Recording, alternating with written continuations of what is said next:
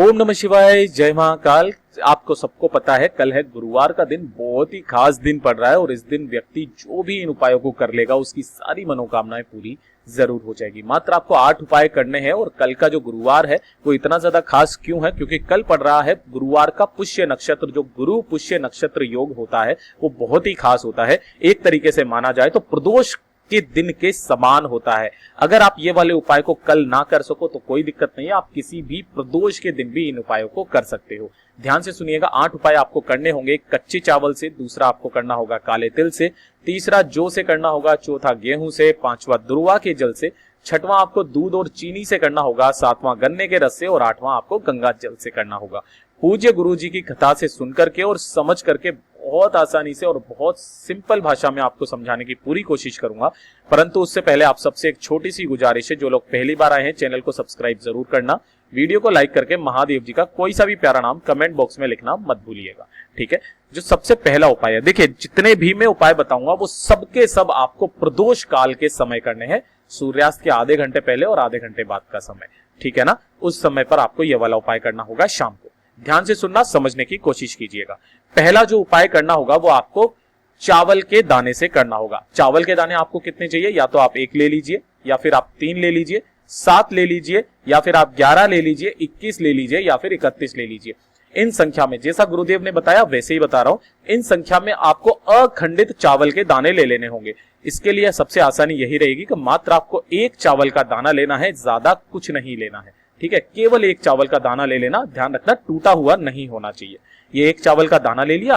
अब आपको 1 लोटा जल लेना होगा। किसका लोटा? तांबे का लोटा। और इस तांबे के लोटे में जल लेकर के इस 1 चावल को भी आपको इसी के अंदर डाल देना होगा और पहुंच जाना होगा महादेव जी के मंदिर शिवलिंग के पास में प्रदोष काल में। मान लीजिए कि ये शिवलिंग है और इस शिवलिंग के ऊपर जब आप जल अर्पित करेंगे तो श्री शिवाय नमस्तुभ्यम या ओम नमः शिवाय या पंचाक्षरी मंत्र या षडाक्षरी मंत्र, इन सभी का में से किसी भी एक मंत्र का उच्चारण करते हुए कुबेरेश्वर महादेव जी के नाम से इस जल को आपको समर्पित कर देना होगा मेरे देव आदिदेव महादेव जी के ऊपर। जो व्यक्ति 1 चावल का जल इस दिन महादेव जी को समर्पित कर देता है उसके घर में कभी भी धन, संपदा, वैभव की कमी नहीं रहती है। लक्ष्मी हमेशा उसके घर पे रहती है, कभी भी धन की कमी उसे नहीं होती है। ये हो गया पहला उपाय। अब जो दूसरा उपाय बताने वाला हूं वो बहुत खास है। देखिए, काले तिल से आपको करना होगा। ये वाला जो उपाय है ये करता है आपके पापों का नाश करता है। जो भी आपने पाप किए उन पापों का नाश करता है ना। आपके पापों को धो देता है, जो भी गलत काम आपने किए हैं। अगर आप सच्चे दिल से काले तिल का उपाय कर लेंगे तो आपकी सारी परेशानियां दूर होगी। साथ ही साथ जो भी अगर आपके घर में बीमारी चली आ रही है वो भी आपकी दूर जरूर हो जाएगी। मात्र आपको चुटकी भर काले तिल लेने हैं। गुरुदेव ने इसकी कोई संख्या फिक्स नहीं बताई है। उसी 1 लोटे तांबे के में जल भरना है और कुछ काले तिल मिला लेना होगा और इसे लेकर के पहुंच जाओगे महादेव जी के मंदिर शिवलिंग के पास। जब भी आप शिवलिंग के पास जाएं, जल अर्पित करें, उत्तर दिशा की तरफ मुंह करके इस 1 लोटे जल को महादेव जी के ऊपर श्री शिवाय नमस्तुभ्यम या पंचाक्षरी मंत्र या षडाक्षरी मंत्र, इनका उपाय करते हुए या इसका जो भी आपको मंत्र आता है उसे बोलते हुए आपको ये जल समर्पित कर देना होगा।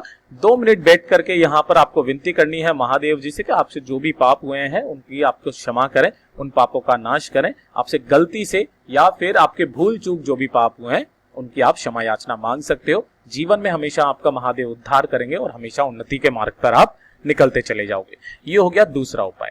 अब जो तीसरा उपाय बताने वाले हैं वो है आपका किसका? जौ का उपाय। ये कौन सी वाली जौ है? जब आप इनको निकालते हो तब इसके अंदर चावल का दाना निकलता है। देखो, एक तो चावल का जो दाना होता है वो एक अलग चीज है।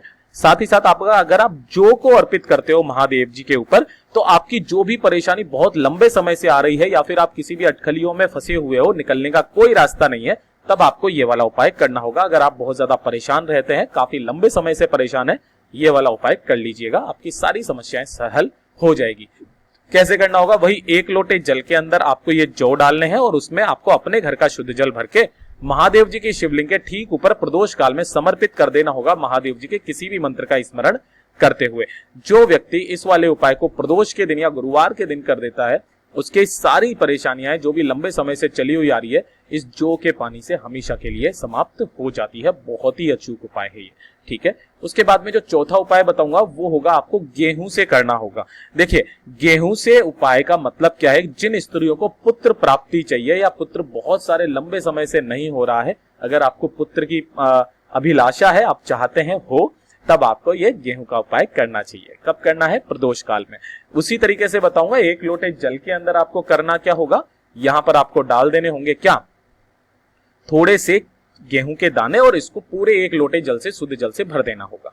भर दोगे और इसे आपको महादेव जी की शिवलिंग के ठीक ऊपर चढ़ाना होगा। ओम नमः शिवाय या श्री शिवाय नमस्तुभ्यम का स्मरण करते हुए, और यहां पर 2 मिनट बैठ करके आपको अपना नाम और गोत्र बोल करके महादेव जी से जो भी विनती करनी है वो आपको पुत्र प्राप्ति की कर देनी होगी। देव आदिदेव महादेव ने चाहा तो आपकी पुत्र प्राप्ति जरूर से हो जाएगी। ये हो गया। अब अगला जो 5वां उपाय बताने वाले हैं वो ध्यान से सुनिएगा। आपको करनी होगी घास धूप, जो देसी घास धूप होती है उससे आपको करनी होगी। इसके लिए उपाय किसके लिए है? ये तो होता है बीमारी के लिए, रोगों के लिए, ठीक है ना। अगर आपके घर में बहुत ज्यादा बीमारी और रोग है, एक जना बीमार होता है, वो सही होता है, दूसरा बीमार, दूसरा सही होता है, तीसरा बीमार, बीमारी लगी हुई रहती है, काफी सारा खर्चा चलता रहता है, दवाइयां हमेशा घर में आती रहती है, तब आपको ये वाला उपाय करना होगा। ध्यान से सुनिएगा, समझने की कोशिश कीजिएगा कैसे करना है। सबसे पहले आपको थोड़ी सी ये दुर्वा ले लेनी होगी और इसी को 1 लोटे जल में डाल करके, तांबे का जल होना चाहिए, ध्यान रखना, तांबे का लोटा जिसके अंदर आपको अपने घर का शुद्ध जल भरना होगा और मेरे देव आदिदेव महादेव जी पर समर्पित कर देना होगा अपनी मनोकामना कहते हुए। जब वो जल बहता बहता जलाधारी से नीचे की तरफ आकर के गिरेगा, आपको थोड़ा सा जल रोकना है और उसी जल को घर जाकर के उस बीमार व्यक्ति को या घर के सभी सदस्यों को आपको पिला देना होगा। यकीन मानिए, जो व्यक्ति हर बार ये वाला उपाय, और आप चाहो तो डेली इस वाले उपाय को कर लीजिए, आपके घर में कभी भी कोई बड़ी बीमारी प्रवेश नहीं करेगी। अगला जो उपाय बताएंगे वो होगा 6वां उपाय, जो आपको करना होगा थोड़ा सा दूध और चीनी से लेकर के। ध्यान रखना, ये जो दूध है ये है गाय माता का दूध, और किस तरीके का दूध है? कच्चा दूध। साथ में लेनी होगी आपको थोड़ी सी चीनी यानी कि शक्कर। अरे ले लोगे।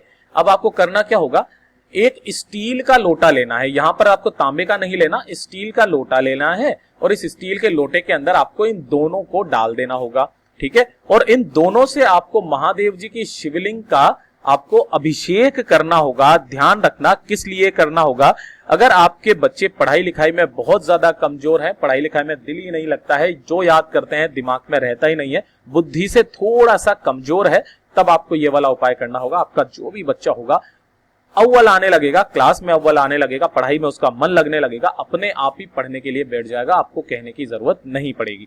जब भी आपको यहाँ पर ये महादेव जी की शिवलिंग का अभिषेक करें, ध्यान रखना तुमरुका महादेव जी के नाम से आपको शिवलिंग का अभिषेक करना होगा, ठीक है।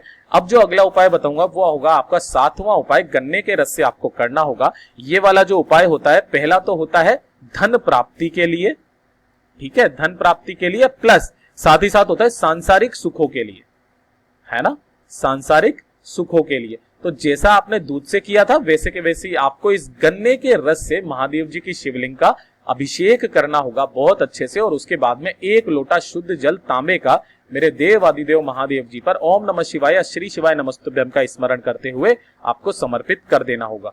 बहुत ही ज्यादा खास उपाय है। गुरुवार के दिन या किसी भी प्रदोष के दिन, आप हर प्रदोष के दिन ये वाला उपाय कर लीजिए, आपको हमेशा कभी भी धन की कमी नहीं होगी, सांसारिक सुखों की प्राप्ति जीवन में होती रहेगी।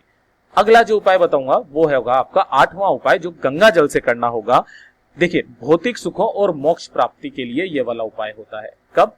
भौतिक सुख साथ ही साथ मोक्ष प्राप्ति के लिए ये वाला उपाय होता है।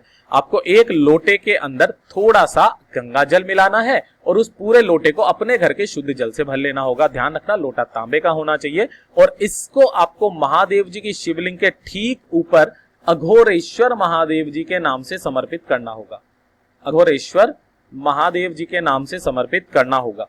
यकीन मानिए, जो व्यक्ति किसी भी प्रदोष के दिन या फिर गुरुवार के पुष्य नक्षत्र योग के दिन इस वाले उपाय को कर लेता है, उसके जीवन की सारी समस्याएं हल हो जाती है, उसे मोक्ष प्राप्ति होती है, भौतिक सुखों की प्राप्ति होती है।